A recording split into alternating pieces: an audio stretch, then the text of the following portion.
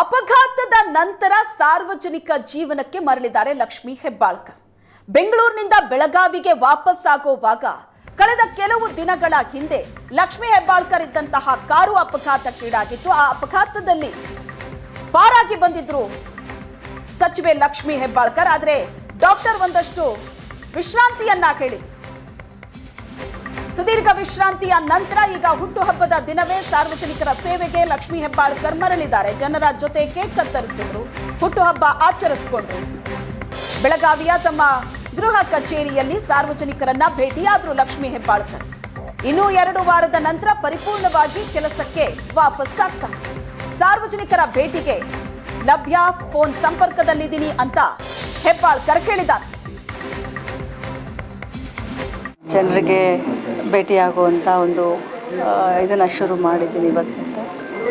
ಇನ್ನೂ 2 ವಾರ ರೆಸ್ಟ್ ಹೇಳಿದ್ದಾರೆ. ಟ್ರಾವೆಲ್ ಮಾಡಲಿಕ್ಕೂ ಇನ್ನೂ 2 ವಾರ ಬೇಡ ಅಂತ ಹೇಳಿದ್ದಾರೆ. 6 ವೀಕ್ ಬೇಕು ಅಂತ ಹೇಳಿದ್ದಾರೆ. ಆದರೂ ಕೂಡ ಎವ್ರಿ ಡೇ ಒಂದು ಹಾಫ್ ಆನ್ ಅವರ್ ಜನರಿಗೆ ಭೇಟಿಯಾಗೋಣ ಅಂತ ಹೇಳಿ ಇವತ್ತಿಂದ.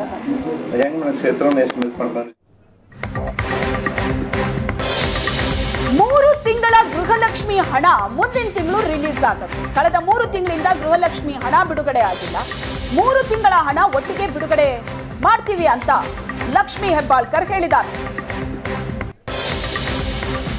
ಗೃಹಲಕ್ಷ್ಮಿ ಈ ತಾಲೂಕ್ ಪಂಚಾಯತ್ ಮುಖಾಂತರ ಹಾಕೋದ್ರಿಂದ ಒಂದು ಸ್ವಲ್ಪ ಡಿಲೇ ಆಗಿದೆ. ಈಗಾಗಲೇ 4 ತಾಲೂಕ್ ಪಂಚಾಯತ್, ಬೆಂಗಳೂರು ರೂರಲ್, ಅರ್ಬನ್, ಅಲ್ಲಿ ಅರ್ಬನ್ ಅಲ್ಲ ರೂರಲ್ಲು, ಅಲ್ಲಿ ಸೈಡ್ದಿಂದನೇ ಒಂದು 4 ತಾಲೂಕ್ ಪಂಚಾಯತಿ ಹಾಕಿ ಆಮೇಲೆ ಮತ್ತೆ ನಮ್ಮ ಇಲಾಖೆಗೆ ದುಡ್ಡು ಬರುತ್ತೆ. Same procedure. ಬಟ್ ತಾಲೂಕ್ ಪಂಚಾಯತಿಗೆ ಹೋಗಿ ಅಲ್ಲಿಂದ ನಮ್ಮ ಇಲಾಖೆಗೆ ದುಡ್ಡು ಬಂದು ಡಿಡಿಗಳ ಮುಖಾಂತರ ಮುಂಚೆ ಯಾವುದಿತ್ತು ಅದೇ ಪ್ರೊಸೀಜರು ಅದರಲ್ಲಿ.